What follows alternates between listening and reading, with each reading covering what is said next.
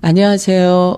오늘은 유튜브에 댓글로 고민 상담을 하신 분들이 계셔서 간단하게 읽어드리고 솔루션을 드리려고 합니다.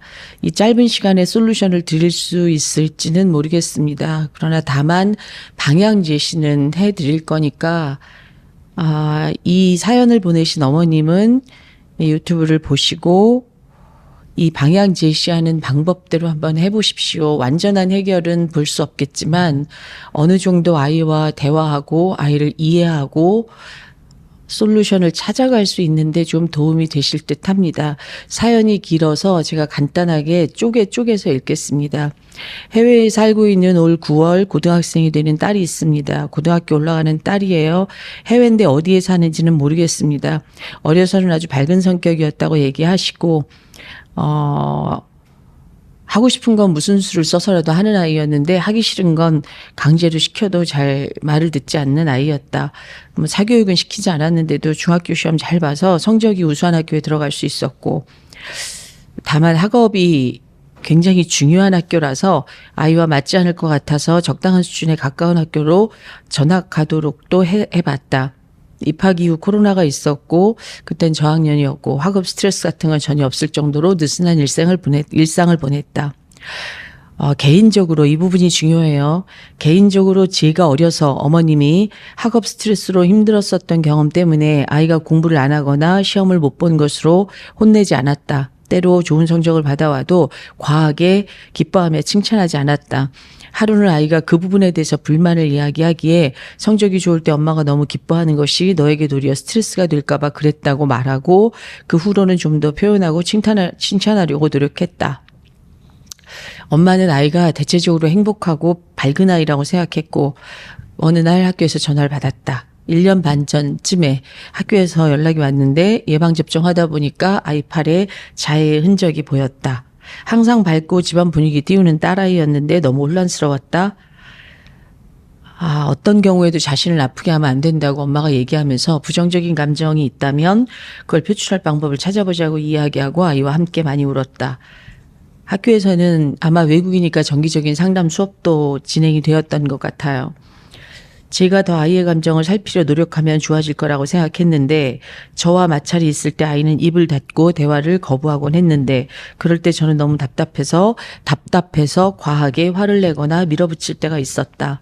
그것이 원인일까 싶어 아이에게 사과도 하고 대화를 피할 때는 시간과 공간을 주어보려고도 노력을 했다. 하지만 아이의 자해는 이제 들켰죠. 그리고 나서 몇 번 더 계속됐다. 자해 도구를 치우기도 했고 상담받으면 좀 성장해서인지 좀 나아진 것 같기는 했다. 아이 감정은 좀 편안해진 것 같은데 이제 걱정이 되는 건 아이가 극도로 무기력해져서 대부분 시간을 침대에서 보내고 핸드폰을 하고 있다. 늘 자기를 알아서 하던 아이라 핸드폰 사용하는 것이나 숙제 등등 다 맡겼었는데 요즘은 숙제를 아예 하려고 하지 않는다. 핸드폰을 거실에 두게 하면 아이는 화가 나서 하루 종일 밥도 먹지 않고 잠을 잔다.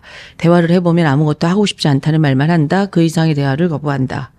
상위권이었던 아이 성적은 하위권으로 떨어졌고 저와 남편은 아이의 마음을 고치는 것이 먼저이니 이 부분도 핵심입니다. 고치는 것이 먼저다. 시험에 대해서는 기대하지 말자고 하며 서로 마음을 내려놓으려 노력하고 있지만 아무것도 하지 않고 누워있는 아이를 보면 너무 안타깝고 속상하다.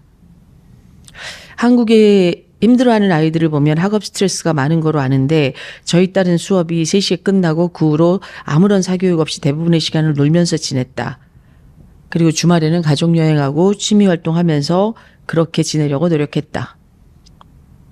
자, 그런데 선생님 유튜브 강의를 듣다 보니까 제가 의식하지 못하면서 아이를 비난하는 말들을 많이 했다.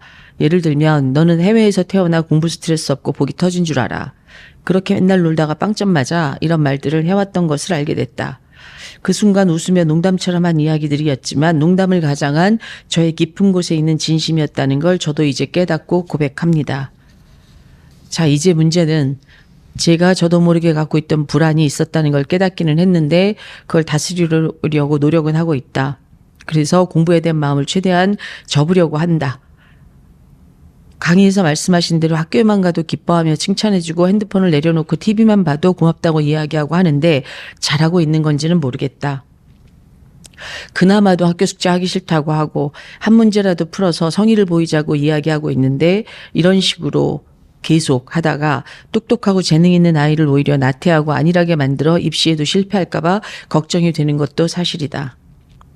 현재 딸아이는 식사 중이나 잠잘 때 핸드폰을 사용하지는 않는다.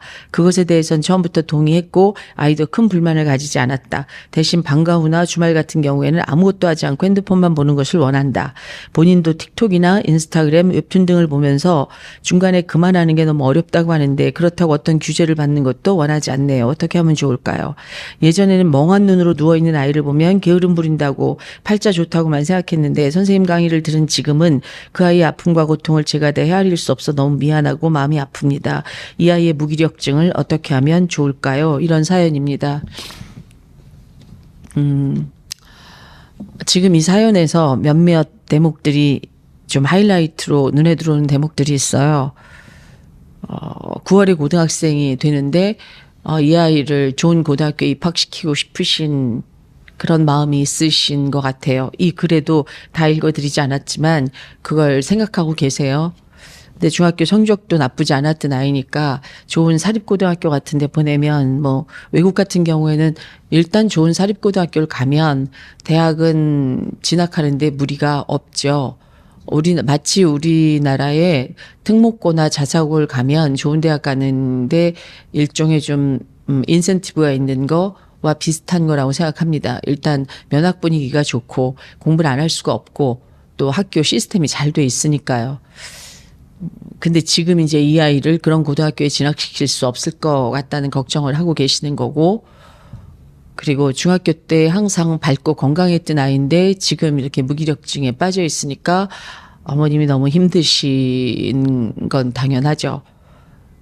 그나마 다행인 게 이제 저희 유튜브를 보시고 이게 내 불안의 문제인 것 같다. 그리고 내가 학업 때문에 굉장한 스트레스를 받았었는데 그 경험 때문에 아이에겐 스트레스 주지 않겠다 그렇게 생각하고 키웠다라고 얘기하시기는 했어요.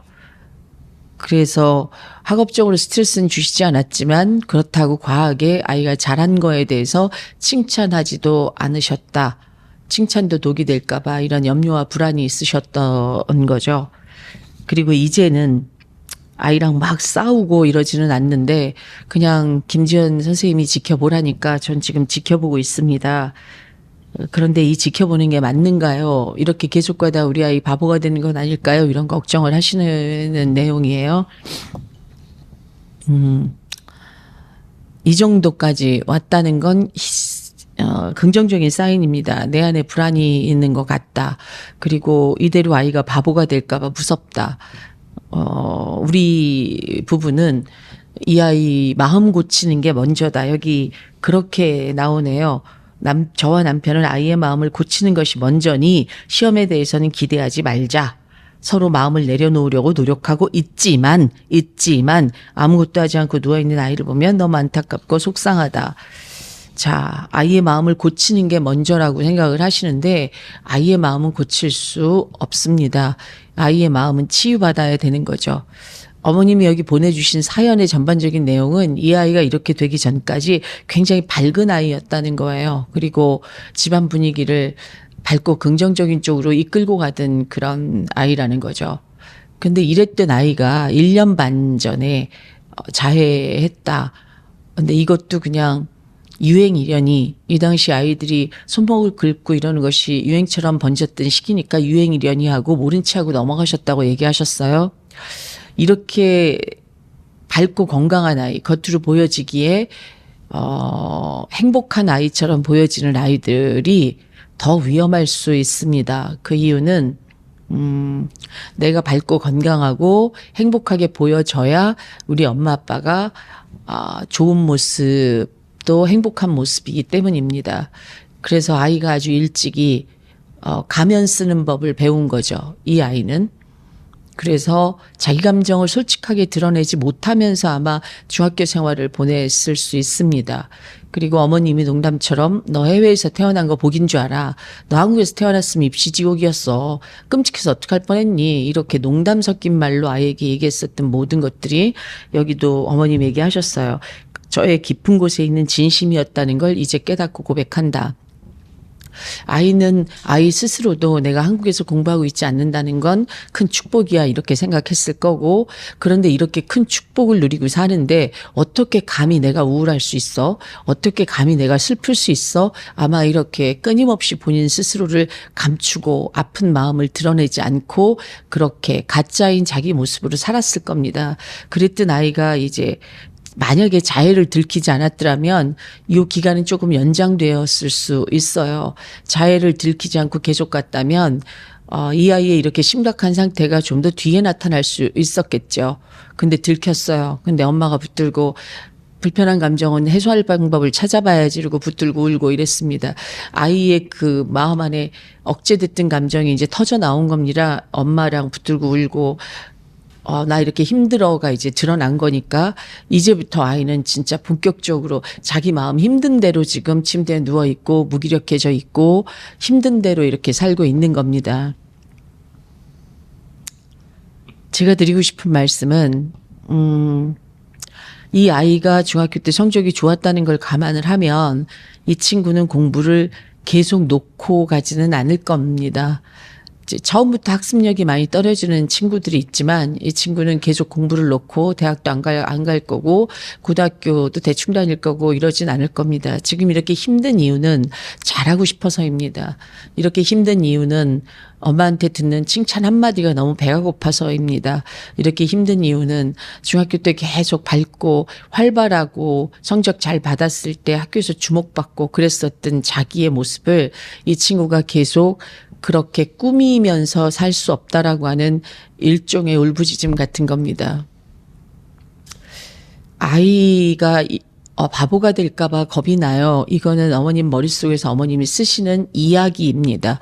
소설이라는 말씀을 좀 드리죠. 이건 어머님의 불안이 만들어낸 일종의 소설입니다. 아이는 좀 쉴 수 있는 시간이 필요한 겁니다. 이런데 부모님이 주말이면 놀았고 우리는 한국 애들에 비해서 취미생활도 많이 했다 이렇게 얘기하신다고 그러면 과연 그 시간 동안 아이는 아이 본연의 모습 그대로 엄마 나 이럴 때 너무 힘들었어. 아빠 내가 한국에서 공부하지 않아서 굉장히 좋은 환경에서 공부하고 있어서 다행이긴 한데 그래도 나는 좀 힘드네 이런 얘기를 들어본 적이 있으신가요? 우리는 마치 여가를 보낸다, 가족끼리 여행을 한다, 가족끼리 취미생활을 한다 이러면 여기에 어떤 강박이 있냐면 늘 유쾌하고 즐거워야 된다는 강박이 있습니다. 근데 이런 상황에서 아이가 한 번이라도 자기 본심을 얘기한 적이 있었나요? 아이는 진심으로 완전히 감정이 이완된 상태에서 쉬어보지 못했을 겁니다.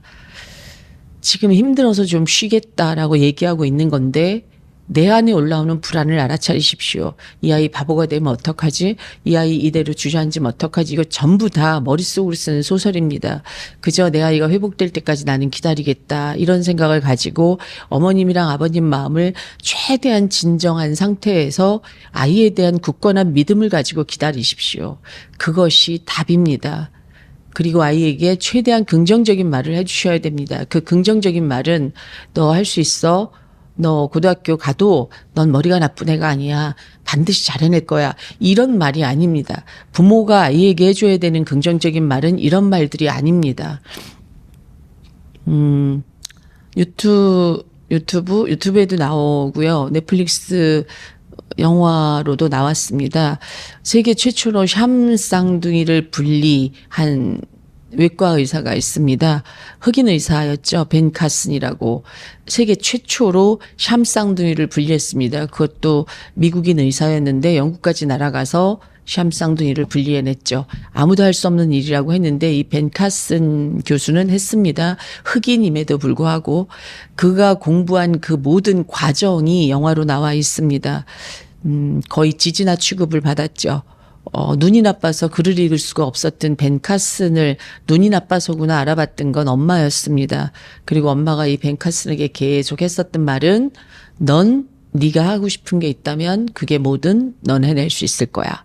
네가 하고 싶은 게 있다면 그걸 넌 해낼 수 있을 거야 라는 말을 해줬었던 벤 카슨의 어머니가 있었기 때문에 벤 카슨이 있습니다.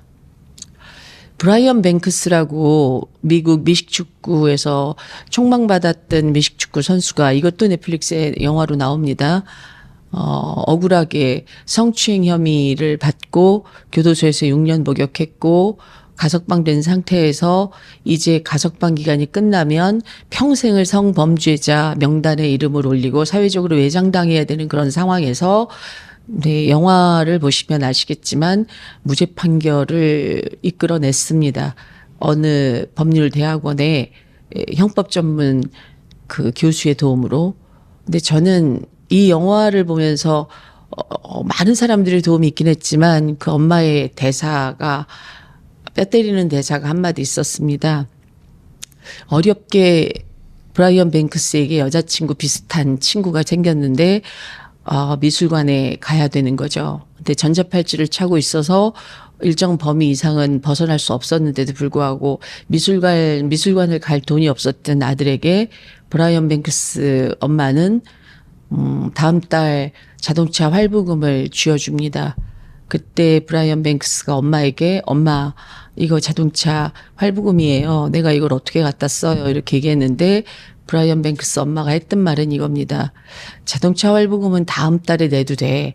다음 달에 못 내면 그 다음 달에 내도 되지. 근데 아들아, 너는 어떤 경우에도 네가 행복해지는 걸 포기하지 말아라. 네가 행복해지는 걸 해야 한다. 이렇게 얘기했죠. 아마 이 브라이언 뱅크스의 엄마가 없었다면 지금 38살이 된 브라이언 뱅크스는 미 서부에서 자기의 무죄 판결을 이끌어냈던 교수를 도와서 억울하게 교도소에 갇혀서 있는 무죄인 그런데도 불구하고 복역하고 있는 많은 사람들의 무죄를 증명하기 위해서 그렇게 소위 말하면 자원봉사하면서 살고 있습니다. 그게 본인의 가장 큰 행복이라고 여기고 그러고 살고 있는 거죠. 왜 우리는 꼭 이런 사람들의 이야기만 주목해 봐야 될까요? 사실은 이런 많은 영화들 속에 그들이 헤치고 간 그 길은 지금 이런 사연에 올라와 있는 아이들 또는 저에게 많이 상담 오는 아이들 이런 아이들에 비교했을 때 이 벤 카슨이나 브라이언 뱅크스 같은 케이스는 비교할 수 없을 만큼 심각하고 비교할 수 없을 만큼 위급하며 비교할 수 없을 만큼 정말 슬프고도 처절한 이야기입니다. 그런데 그 이야기가 해피엔딩으로 끝날 수 있는 건 그런 아들을 지켜본 두 어머니의 시선이 어떠했는가 그게 가장 중요한 포인트입니다. 물론 미국 사회에서 둘 다 흑인이었고 물론 그 어머님들도 두 분 다 흑인이셨습니다. 저희가 생각하는 것보다 훨씬 더 열악한 조건이었다고 보는 게 맞겠죠. 해외 어디인지 저는 알 수 없습니다. 근데 지금 아이가 좀 아픕니다. 마음이. 이 아이는 자기 자책하고 있을 겁니다. 나 왜 이렇게 병신 같을까? 나 왜 이렇게 한심할까? 난 왜 이렇게 겁이 날까? 난 왜 이렇게 좋은 성적을 받지 못한다는 것 때문에 두려울까? 이런 거조차도 알아차리지 못하면서 그냥 괴로워하고 있을 겁니다. 어머님 그냥 아무 일이 없었다는 듯이 걱정하지 마시고 아이와 맛있는 음식 먹고 아이와 좋은 시간 보내고 그리고 아이에 대해 끊임없이 믿음을 보여주시고 그리고 마음으로도 실제로 이 아이가 반드시 일어날 거야 라는 믿음의 메시지를 좀 보내주시죠. 이 아이가 힘든데 엄마 아빠도 같이 힘들어서 걱정하시고 이 아이 힘들어 죽겠는데 엄마 아빠 양 미간이 찌그러드는 걸 이 아이가 봐야 되고 이 아이 힘들어 죽겠는데 두 분이 밥 먹고 일어나면서 한숨 쉬는 걸 들어야 된다라고 그러면 이 아이 일어나지 못할 겁니다. 우선 이거부터 해보십시오. 두 분의 마음의 자리가 고요해지는 게 먼저인 거지 저에게 사연 보내주신 것처럼 마음을 고치는 게 우선이 아닙니다. 아이의 마음은 고쳐지는 게 아닙니다. 누구도 사람 마음을 고칠 수는 없습니다. 이 아이는 치유받아야 되는 아이인데 어머님 아버님이 안정이 되시면 이 아이 마음의 치유는 좀 더 쉽고 좀 더 빨리 일어날 수 있습니다. 더군다나 외국에 상담 서비스를 충분히 받을 수 있는 그런 환경에 있기 때문에 두 분의 마음이 진정이 되시고 핵심은 좋은 고등학교 보내는 게 아니라 내 아이가 행복해졌으면 좋겠어. 거기에 포인트를 두시고 접근하시면 그 사소한 행복을 놓치지 않기 위한 노력만 가지고도 이 아이 웃게 하실 수 있고 이 아이 행복하게 하실 수 있습니다. 그게 답입니다. 두 분의 마음이 지옥이지 않아야 되는 게 답입니다. 그리고 아이에게 끊임없이 믿음의 메시지를 주십시오. 아이는 두 분이 믿는 만큼 성장할 거고 두 분이 믿는 만큼 그렇게 치유되고 회복되고 일어설 겁니다.